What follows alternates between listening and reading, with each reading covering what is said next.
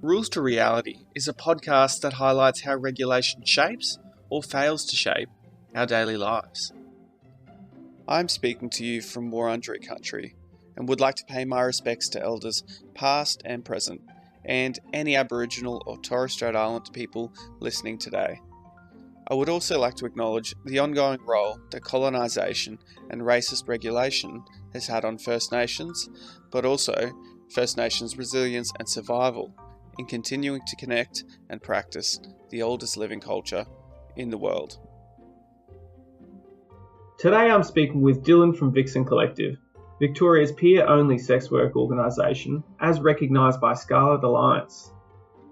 Vixen Collective promote the cultural, legal, human, occupational and civil rights of sex workers. Most recently, you might have heard from them during their campaign here in Victoria to fully decriminalise sex work. The conversation today, it was illuminating. There are few areas where regulation does a more damaging and discriminatory job than sex work in Victoria. The laws are outdated and need radical revision. Dylan steps us through these changes, explaining why decriminalisation is so important, but also they help reframe some of the assumptions that underpin our debates. What came through clearly is that we have got to get our discriminatory laws and attitudes out of their way because sex workers are the experts in their industry and experience. They know what to do. I think you'll learn a lot from this instalment, so please enjoy. So please enjoy this episode, subscribe, and rate the podcast on iTunes or Spotify. All right. Thanks so much, Dylan. Thanks for being with me here today.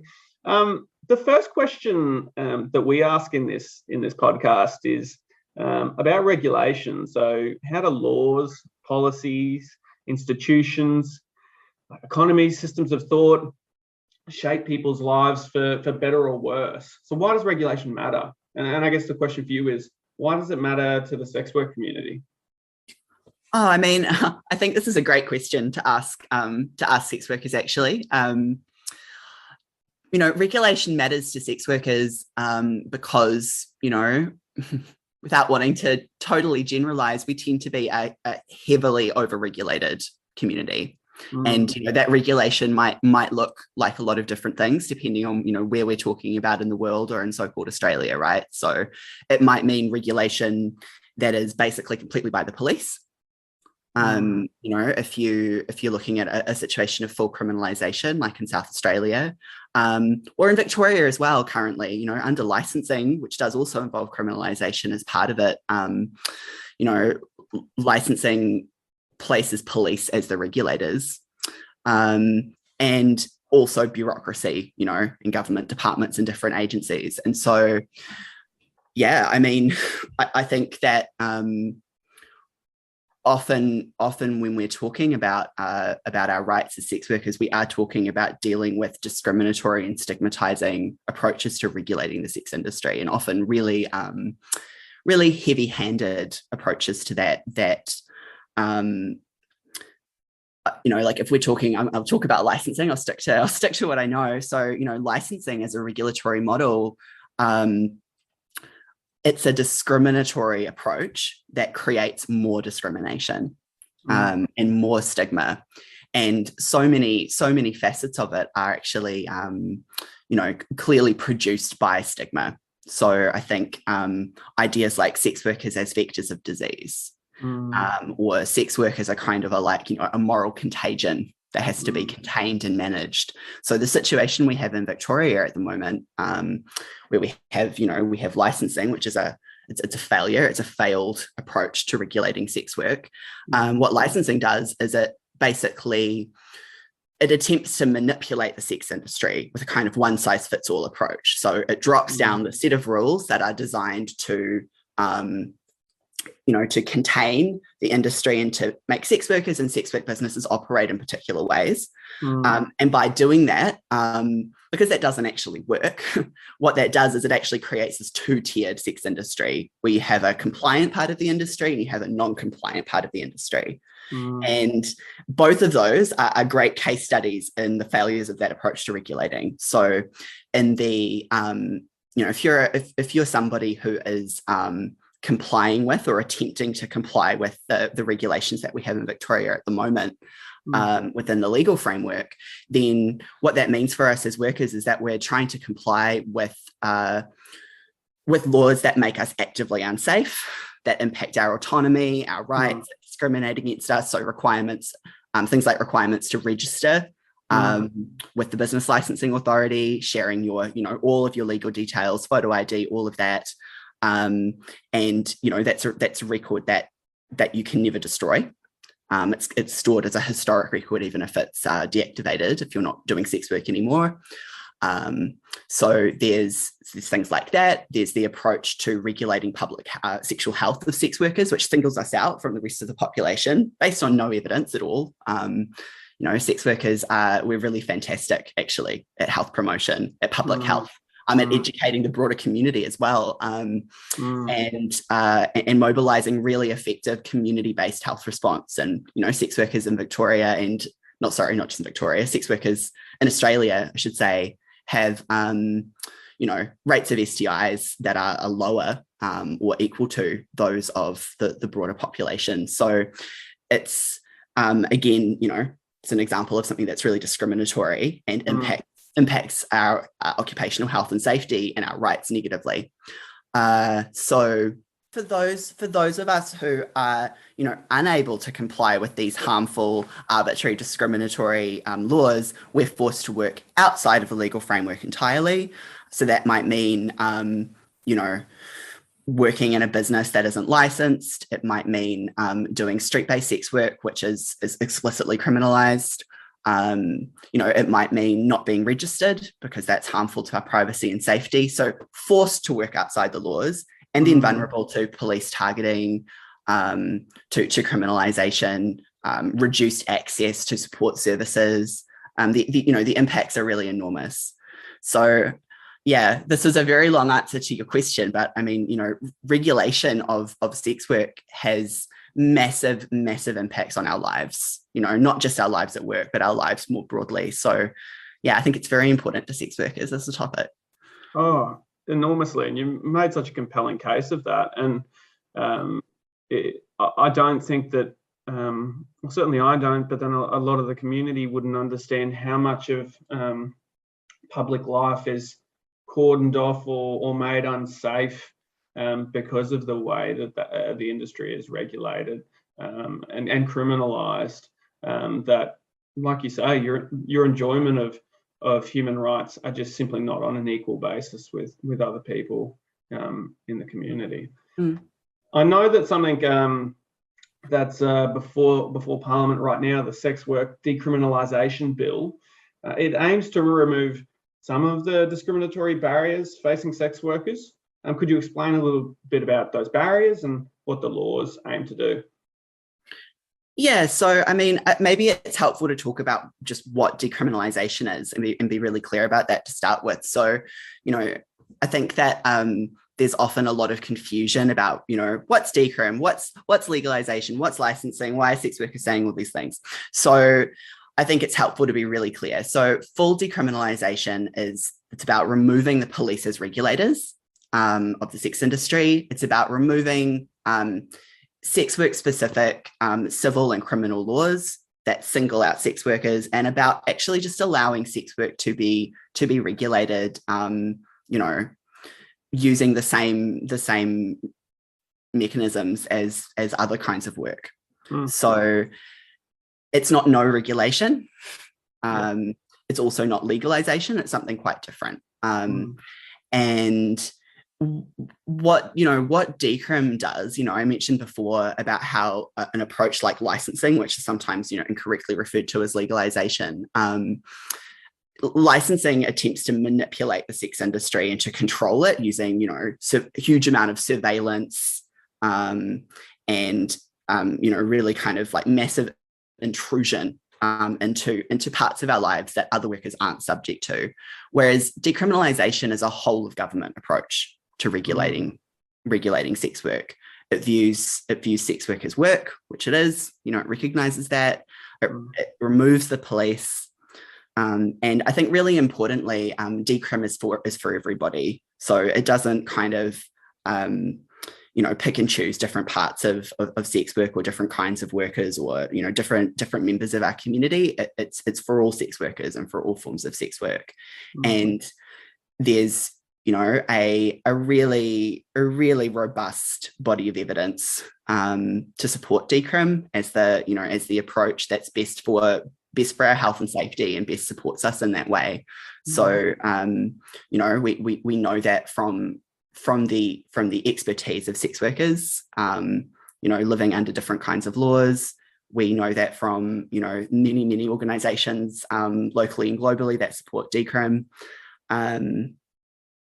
So it's a really exciting combination of many years of work by Victorian sex workers to be at this point where the government has committed to decriminalising sex work. So it's a hugely positive step from the Andrews government. Absolutely.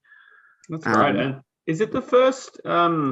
Is Victoria the first state or territory in Australia to decriminalise, or are there other states? No. So New South Wales decriminalised for the most part in the 90s, and the Northern Territory decriminalised sex work in 2019. So they've really set the standard, the NT at this point, for full decrim. And of course, New Zealand, outside of Australia and New Zealand, also decriminalised sex work in the early 2000s, although similar to New South Wales with some areas that have some room for improvement. And I assume the world didn't collapse inwards. No, I mean, it seems everything, the sky still seems to be where it was before all that happened. Yeah, it's been okay. There hasn't been a big disaster.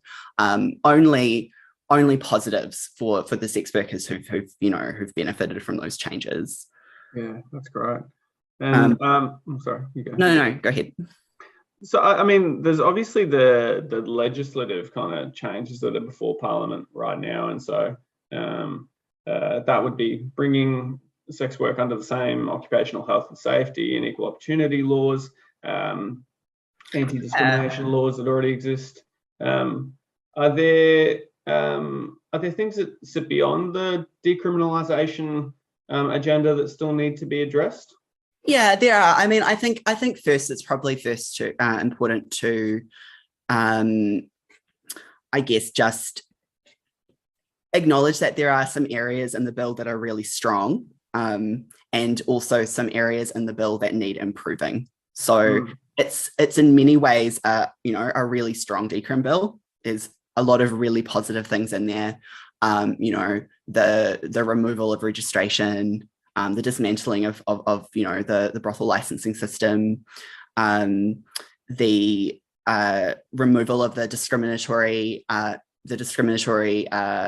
section that's currently in the Equal Opportunities Act that allows accommodation providers to discriminate against sex workers. So there's just as a few examples, there's lots and lots of positives. There are a few areas of the bill, though, that do need to be strengthened to ensure that, it's full decrim, that all sex workers can enjoy the benefits of. I think that the Victorian sex work community have been really clear that we're not interested in going 99% of the way or 90% of the way or, any percent of the way that isn't 100. That's not going to be a slogan anyone listening to this is going to see popping up on our social media. Send that one back to the workship. But yeah, but we've all been really clear, I think, for many years, and particularly in the consultation processes that have taken place in the past 2 years, that we won't accept some part of our community being left behind. There is a need for the bill to be strengthened to ensure that that's not the case. So we don't want to see any criminalisation around street-based sex work retained, because if you have criminalisation, then that really falls short of full decrim.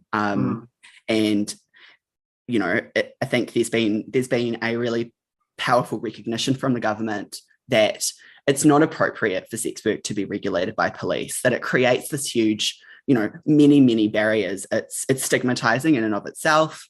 It means that, if people need to access the police, if that's something they want to do, whether that's directly connected to their sex work or not, that there's real fear of doing that for fear of self-incrimination, really sometimes, unfortunately, really, really negative experiences with treatment by police. So it creates those barriers. It means that people have to be focused on evading police and evading surveillance rather than their health and safety choices. So what we know as sex workers, whatever kind of sex work someone's doing, we're safest, happiest, if we have the most control possible over how, where, when, with whom we work. Different people work in different ways. And many sex workers, we might work in different ways, across different parts of our lives, or the same person might do different kinds of sex work simultaneously. Whatever it is that somebody's doing, whether it's work in a venue, whether it's independent sex work, whether that sex work is wherever it's based, whether it's based on the street, it's really, really crucial that we can make choices that are the best for us, and that those choices don't have to be based on complying with with discriminatory, stigmatizing laws that harm us. So we're really, really keen for the Andrews government to go all the way with the commitment that they've made. So to come back to your actual question about what beyond decrim, I mean, decrim is a powerful and essential first step for making sure that sex workers are on an even playing field. It doesn't fix everything, though. So, for example, we know that sex workers experience a huge degree of stigma and discrimination, across many or all facets of our lives, and complex, intersecting layers of discrimination that, we might experience in settings that would seem to be quite disconnected from our work. But the stigma that we face is so strong that it can kind of follow us through many different parts of our lives, and often over many years.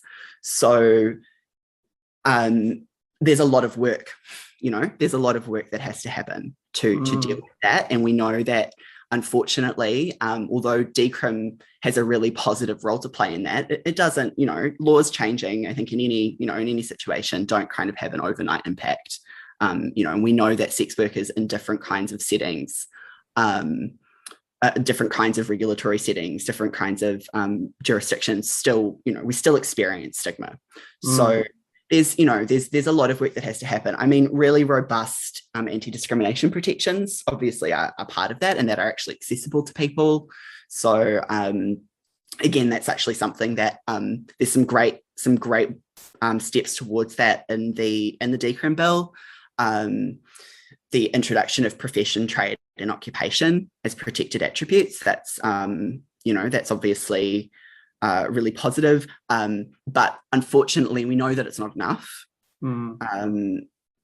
Experience shows that we actually also need sex work and sex worker as attributes alongside that. So again, that's it's an area that we would love to see strengthened in the bill.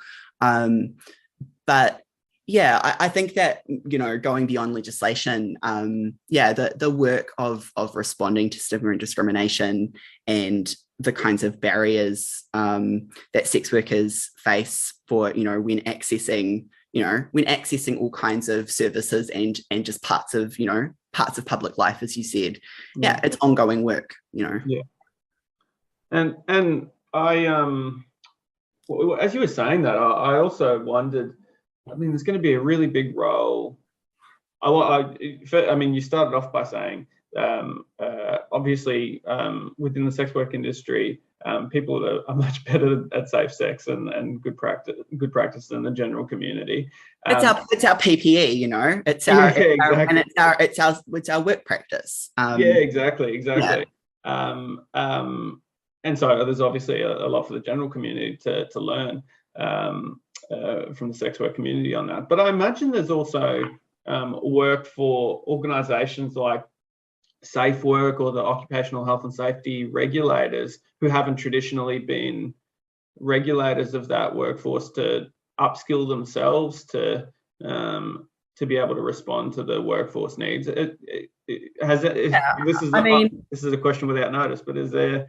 Yeah, that's okay. I mean, yeah, for sure. So I think that's going to be part of the implementation of decriminalisation. It's going to be an important part that, in general, it's not just about one specific agency. It's that all agencies and organisations outside of government as well that have some role to play in providing services to sex workers or interacting with sex workers, or being part of a community that sex workers are also part of, because I think there's often this kind of othering of sex work, right? We're kind of like, some sort of like vague nebulous threat that are sort of then coming in to create a problem. Whereas of course we're already here, we're already, the person you see, I don't know, buying washing detergent in the supermarket, or, your neighbor walking their dog, or someone else at the movies, or, whatever, right? We're already there. But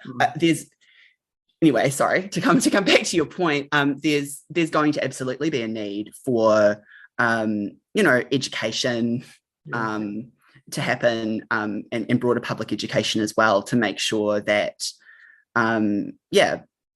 that agencies and organizations and individuals, understand what their responsibilities are, understand what the laws are and that they've changed, and are equipped to play their part in, in supporting and actively supporting the implementation and the intentions of decriminalisation. So that's always a really important part of these processes.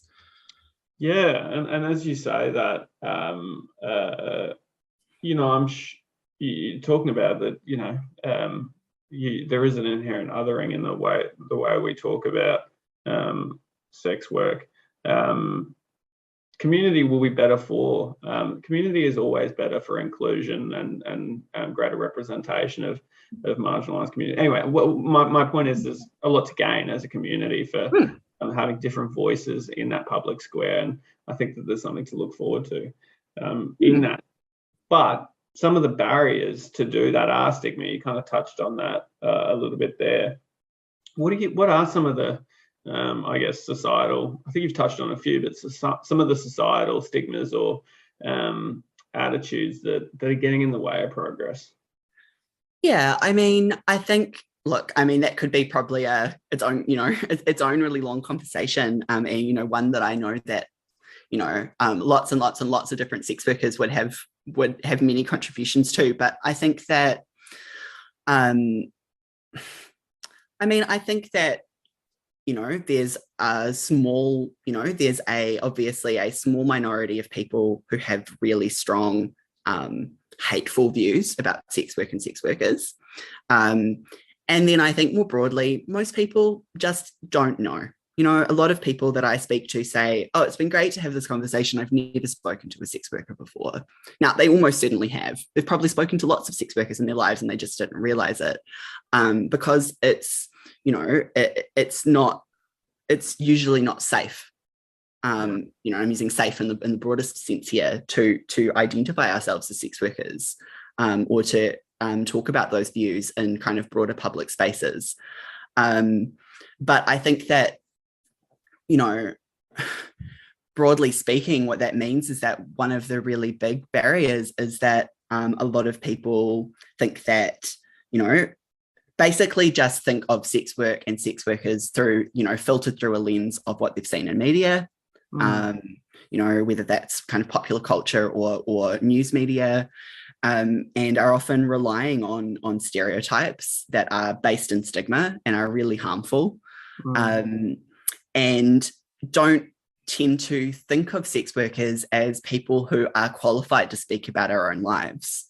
And of course, not only are we qualified, we're uniquely qualified, we're the experts in our own lives.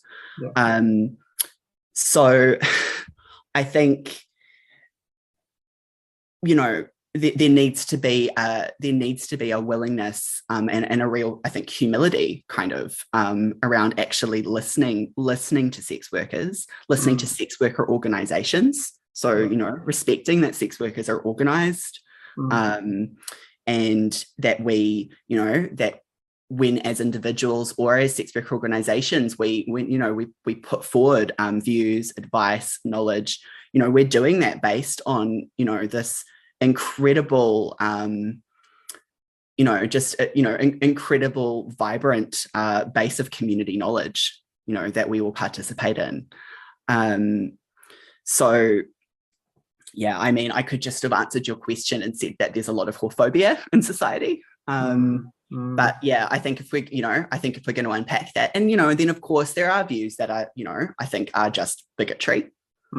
There's, you know, views that are clearly drawing on misogyny, racism, transphobia, you know, that also shape people's views. I think that's, you know, that's evident in how a lot of, people who would describe themselves as feminists, who, you know, have really strong views. I would question how those views really align with a commitment to the feminist project, but, you know, that's a bigger conversation. But, you know, that's often people who are attempting to kind of stir up moral panic around sex work from whatever kind of political viewpoint, are actually, when they're doing that, they are also relying on misogyny, trans misogyny, you know, racism and xenophobia to do that. So yeah, this is a very long-winded answer to your question. I'm not really sure it's an answer. Let me just interject by saying they are the best answers. Thank you. No, I think you have answered the question very powerfully there. And, you know, you spoke about the fact that we often, in the way we conceptualize any stigmatized community, we'll see them in a box, and not see them, you know, as a complex individual with intersecting experiences. But then you also touch on this double whammy there, where not only do we put people in small boxes, but then we apply other shitty boxes on top of that around, you know, transphobia, whorephobia, racism.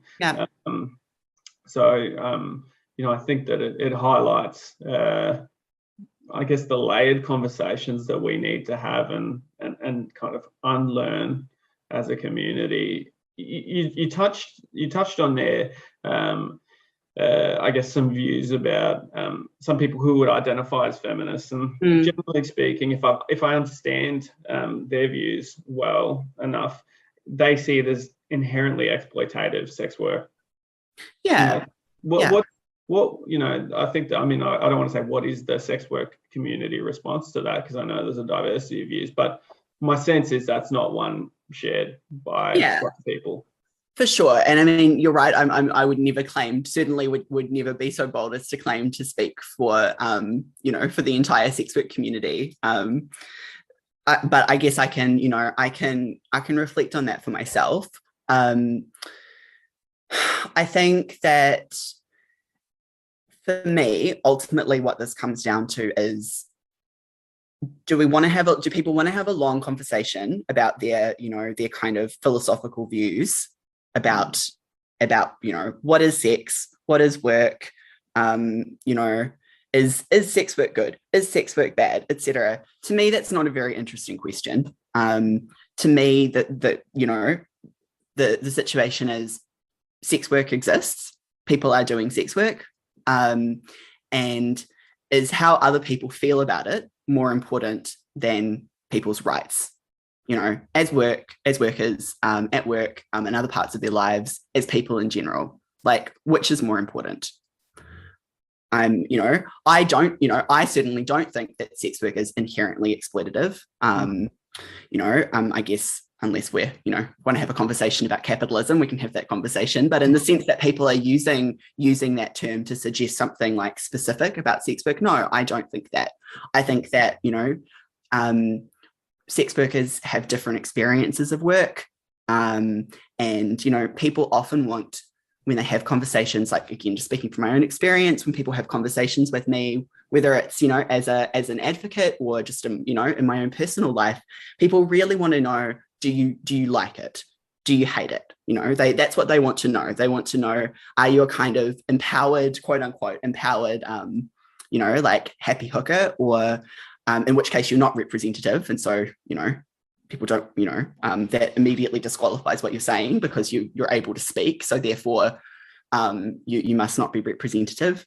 Or, are you just completely exploited and therefore voiceless, so other people should speak for you? Like, that's often the dichotomy that's being, that's being used, even if that's not at a conscious level. And, like, different people have different experiences of their jobs and of their lives in general, right? Not just sex workers. That's part of life. And I think, someone's experience of that and also other people's opinions about it, again, isn't something that is a basis for denying people their rights. Like, again, to me, it's just actually, it's not a very complicated, concept. And I think, there's lots of unpacking that can be done for people who want to do it, of, I guess, different kind of, feminist and other framings of criticisms of, of the concept of sex workers' work and all of those things. I think there's so many, there's lots of fantastic pieces of writing in other media by sex workers really unpacking those ideas and really responding to some of the really reductive analysis that's done, by people who claim to be speaking in the interests of sex workers while simultaneously advocating for laws and attitudes that, without exaggeration, quite literally put people's lives in danger. So, if for anyone listening, there's really fantastic work done by sex workers around this. But I think, for me right now, we're so close to achieving decrim in Victoria. And I think, the question is, do you think that sex workers deserve rights? And I think the answer is a really simple one. The answer is yes. The answer is yes, of course we do. So, yeah. No, thank you so much for reframing that conversation. I hope that helps listeners as well. I think there is there's a voyeurism in those questions sometimes too, and an entitlement to ask those questions that we don't apply to other settings. And so the way you've reframed that, I think, is important, and myself and other people need to take heed of that.